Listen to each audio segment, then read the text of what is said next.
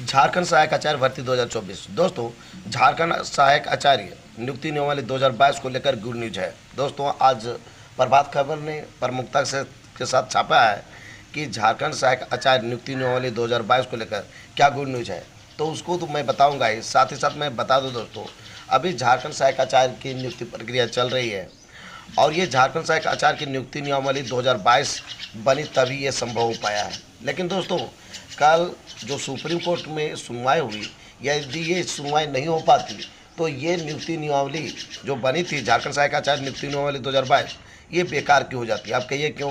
यदि दोस्तों पहले जिस प्रकार से आपको पता है जो जेटेट 2000 पास किए हुए 2013 पास किए थे उसको जो है सीधी नियुक्ति की गई है। साथ ही साथ अभी भी काउंसलिंग की प्रक्रिया चल ही रहा है जो जेटेट 2013 पास किए हुए हैं।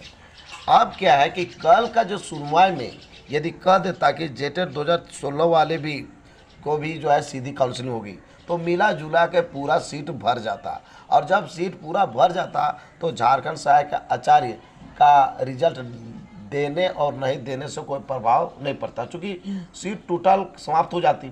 साथ ही साथ आपको मैं बता दूं दोस्तों, सिर्फ ये 26,001 की बहाली की बात नहीं है, आपका 24,000 भी बहाली आने वाली है। इसके लिए पूरा खाका तैयार हो गया है और गवर्नमेंट पूरी तैयारी में है कि कम से कम इसकी नियुक्ति प्रक्रिया समाप्त कर, यानी कि ज्वाइनिंग लेटर फटाफट के अंदाज में देकर, यदि सुप्रीम कोर्ट आज ऑर्डर देती है, जिसका आपको पता है दोस्तों जेटेट वर्सेस सीटेट की जो लड़ाई है आज उसकी सुनवाई होने वाली है। यदि आज सुनवाई हो जाती है दोस्तों तो मैं आपको बता दूं सरकार अंदर ही अंदर सब कुछ जो है पूरा फॉर्म में है, काम कर लिया है। नियुक्ति प्रक्रिया का अंतिम रूप दे चुका है जो 26,001 झारखंड सहायक आचार्य की वैकेंसी का है दोस्तों। इतना ही नहीं, उसने 24,000 की खाका तैयार कर लिया है कि झारखंड सहायक आचार्य का 24,000 की बहाली तुरंत होने वाली है फटाफट के अंदाज में, चूँकि उसमें लेट नहीं लगेगा। और गवर्नमेंट पूरा जीव जान लगा दिया है दोस्तों कि ये जो अंतिम समय है इसमें ज़्यादा से ज़्यादा हम नियुक्ति दे सकें, या फिर नहीं भी दे तो विज्ञापन निकाल सकें, जिससे कि हमको वोट लेने में कोई दिक्कत नहीं होगा, वोट बैंक तैयार हो सके।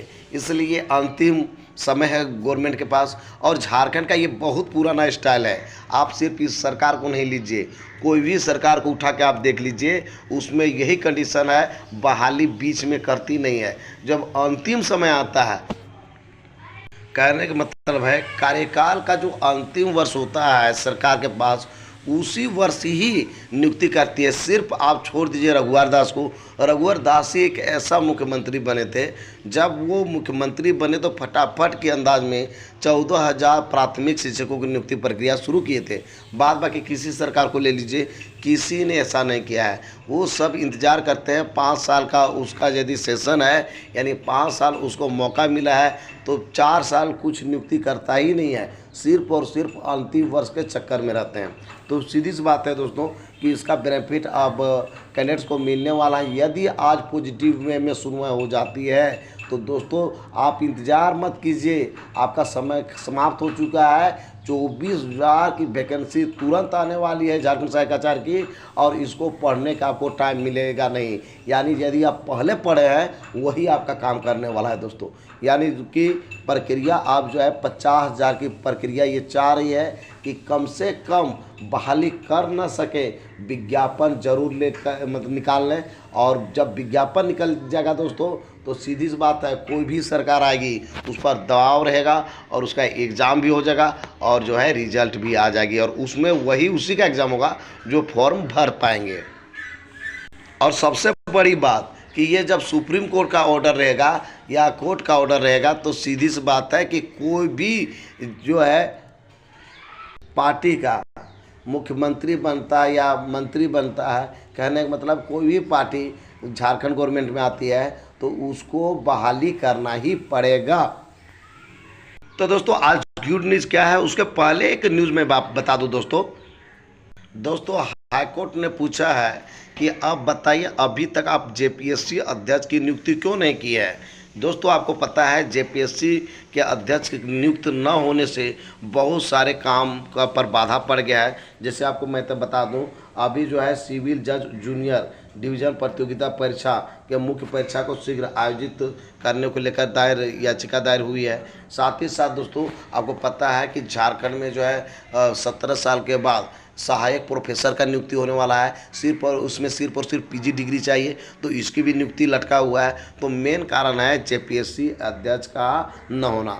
तो दोस्तों जेपीएससी अध्यक्ष की नियुक्ति जल्द हो, इसके लिए झारखंड हाईकोर्ट ने जो है पूरी तरह से सरकार को कहा है कि आप जल्द से जल्द इसकी जो है बहाली कर लें। मामले की अगली सुनवाई 17 सितंबर को होने वाली है, जिसमें यह कहा गया है कि जेपीएससी का अध्यक्ष का जल्दी से जल्दी नियुक्ति करें। आखिर आपने क्यों अभी तक नहीं किया है, खाली क्यों पद पड़ा हुआ है। दोस्तों अब चलते हैं मुद्दा पर, क्योंकि आपके लिए गुड न्यूज़ है। दोस्तों देख सकते हैं सहायक आचार्य नियुक्ति नियमावली 2022, ठीक है दोस्तों, को चुनौती देने वाली एसएलपी हुई खारिज।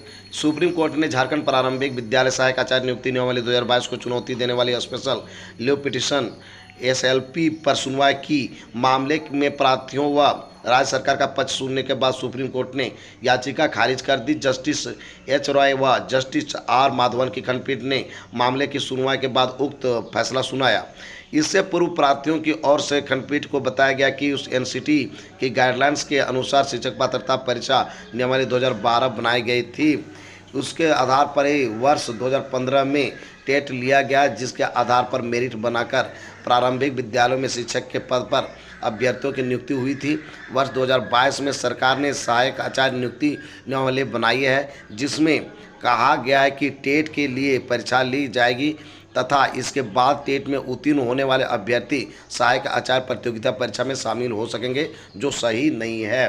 कहने का मतलब ये है कि जो कैंडिडेट सुप्रीम कोर्ट गए थे उनका ये कहना था कि जो भी जेटेट पास किए हुए हैं उसकी सीधी काउंसिलिंग और सीधी बहाली हो जाए। दोस्तों यदि वो ऐसा हो जाता तो झारखंड सहायक आचार्य नियुक्ति नियमावली 2022 बनाने का कोई औचित्य नहीं रह जाता। इसलिए गुड न्यूज़ है कि कल सुप्रीम कोर्ट ने स्पष्ट कर दिया कि ये जो है झारखंड शिक्षक पात्रता परीक्षा जो ली गई है 2 बार 2013 और 2016 में, ये सिर्फ आपकी एक पात्रता है, इससे आप नियुक्ति का दावा नहीं कर सकते हैं। ठीक है, तो इस प्रकार से जो है ये गुड न्यूज़ है दोस्तों उन लोगों के लिए जो इंतजार कर रहे हैं कि जो जेटेट पास किए हैं और इंतजार कर रहे हैं झारखंड सहायक आचार्य हम बन पाएँ। तो दोस्तों आपका एक नियुक्ति प्रक्रिया चल रही है 26,001 पदों के लिए। तुरंत ही 24,000 की पदों के लिए फिर वैकेंसी आने वाली है और इसके लिए ये सुनवाई जरूरी था। यदि ये नहीं हो पाता तो झारखंड सहायक आचार्य की बहाली प्रक्रिया भी रुक जाती, चूँकि सीधी काउंसिलिंग का स्टार्ट हो जाता। आपको अभी पता है कि अभी भी सीधी काउंसिलिंग के लिए जो जेटेट 2013 पास है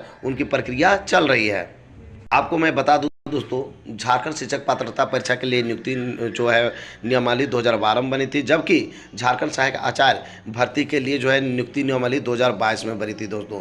तो दोस्तों आपको पता है कि ये जेटेट जो है मात्र 2 बार हो चुका है 2013 और 2016 में। तो इस प्रकार से अब जो है झारखंड में फाइनल हो गया है कि आपकी जो है जेटेट के आधार पर सीधी नियुक्ति नहीं होगी, यानी कि आपको परीक्षा पास करना होगा। यानी झारखंड सहायक आचार्य का जो परीक्षा पास करना होगा, यदि जेटेट आप पास कर जाते हैं तो उसके बाद ही आप जो है गवर्नमेंट टीचर यहाँ पर झारखंड में बन पाएंगे। तो समझ गए होंगे दोस्तों।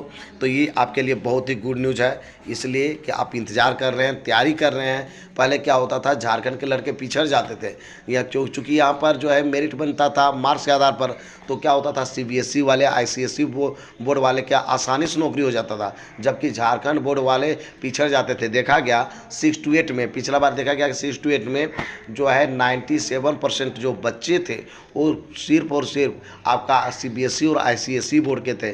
झारखंड से जो पढ़ाई करने वाले बच्चे मात्र 3% थे, जिसके कारण सरकार ने ये निर्णय लिया था अब जो है हम कभी भी सीधी नौकरी नियुक्ति नहीं करेंगे। अब कहिएगा सर अभी चल रहा है, अभी कुछ नहीं चल रहा है। ये बहाली जो है ना 2015 की ही विज्ञापन है, फिर 2000 जो पुरानी विज्ञापन है उसी को विज्ञापन को भरने के लिए जो भी सीट बचा हुआ था उसी का काउंसलिंग चल रहा है, नया काउंसलिंग नहीं है। इसलिए सरकार ने निर्णय लिया था कि झारखंड की बहाली और झारखंड के बच्चे ही पीछे रह जाएंगे, इसलिए नियुक्ति परीक्षा होनी चाहिए। क्योंकि जेटेट जो है जेटेट के आधार पर या फिर जो है पहले मैट्रिक इंटर ग्रेजुएशन के आधार पर करते हैं तो सभी बोर्ड में अलग अलग अंक दिए जाते हैं। किसी में आसानी से अंक मिल जाता है और किसी में रात दिन पढ़ने के बावजूद भी मार्क्स सही नहीं आता है। इसलिए दोस्तों ये कहा गया कि एक नियुक्ति परीक्षा होनी चाहिए जिसमें सबकी एबिलिटी पता चलेगा, जिसमें ज़्यादा एबिलिटी होगा वो आगे बढ़ जाएगा। इसलिए ये नियुक्ति नियमावली बनी थी झारखंड सहायक आचार्य।